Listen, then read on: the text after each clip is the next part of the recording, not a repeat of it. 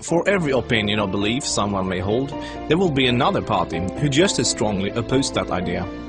Both sides usually claim to sit with the best arguments, the real facts, and the correct worldview, and ironically, both sides regard the other as being indoctrinated, blind to the obvious and outright stupid. Most people only expose themselves to information that matches their own worldview. It is uncomfortable to do otherwise. Still, we would like to give you some surprising information about Islam. We also urge you to look further than only mainstream media, and if you can find the time for it, read the Quran yourself. To get you started, we'd like to present you 3 things you probably did not know about Islam. 1. Islam has not been hijacked. That Islam has been hijacked is what non-Muslims naturally assume, because they assume all religions are the same. The reason non-Muslims are so easily confused is that most of us don't realize the difference between the Quran and every other religious book we are familiar with. The Christian Bible is a collection of writings from various authors, written sometimes hundreds of years apart, with parables, advice and dreams, all collected together into one book. Same with the Jewish Torah. Even those of us in the West, who are neither Christians nor Jews, are still familiar enough with these religions to know this much, and therefore we assume the same is true for the Quran. But the Quran is only one book written by one man in his own lifetime. It is meant to be taken literally, and it is not full of symbolism or vague analogies. It is mostly direct commands. Of course, the Quran contains contradictory statements, just like other religious books. But the Quran itself provides the reader with a way to know what to do with the contradictions. It's explained in the Quran that if you have 2 passages that contradict each other, the one written later supersedes the one written earlier. Most Westerners are unaware that the peaceful, tolerant passages were written early in Muhammad's prophetic career. According to the Quran, those passages have been abrogated by later, more violent and less tolerant passages. So, when most Westerners hear jihadists quoting violent passages from the Quran, and then peaceful Muslims quoting peaceful passages, they interpret that the way they would if someone was quoting the Bible or the Torah. They think to themselves, oh, there must be many different and contradictory passages, like there are in other religious books, so Muslims can pick and choose what they like and justify whatever actions they want to take. But the Quran is nothing like that. There is no picking and choosing. It says very explicitly and in no uncertain terms that a Muslim must not alter or ignore any part of its very clear and direct message, or they will burn in a fiery torment forever.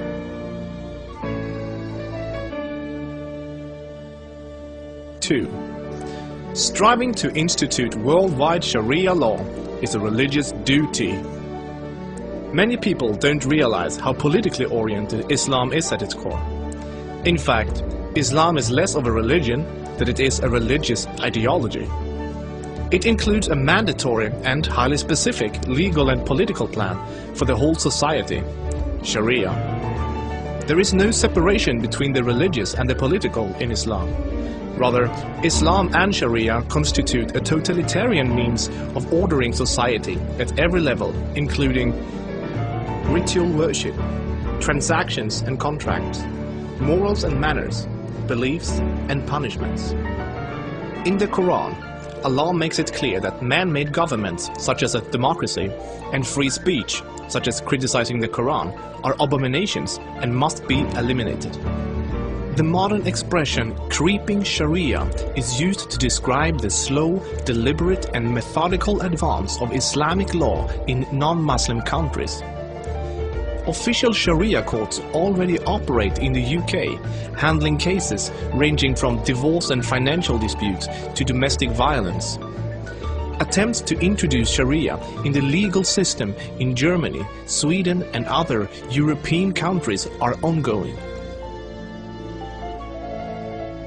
While Sharia already has a foot in our door in the matter of minor disputes like inheritance and domestic violence, it should concern you that Sharia commands that drinkers and gamblers should be whipped, allows husbands to hit their wives, allows an injured plaintiff to exact legal revenge, literally an eye for an eye, commands that a thief must have a hand cut off, commands that homosexuals must be executed, orders unmarried fornicators to be whipped and adulterers to be stoned to death, orders death for both Muslim and non-Muslim critics of Muhammad, the Quran and even Sharia itself, orders apostates to be killed, commands offensive, aggressive and unjust jihad.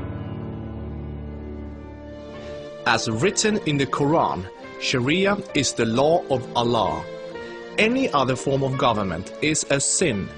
It is the duty of every Muslim to keep striving until all governments have been converted to Sharia law.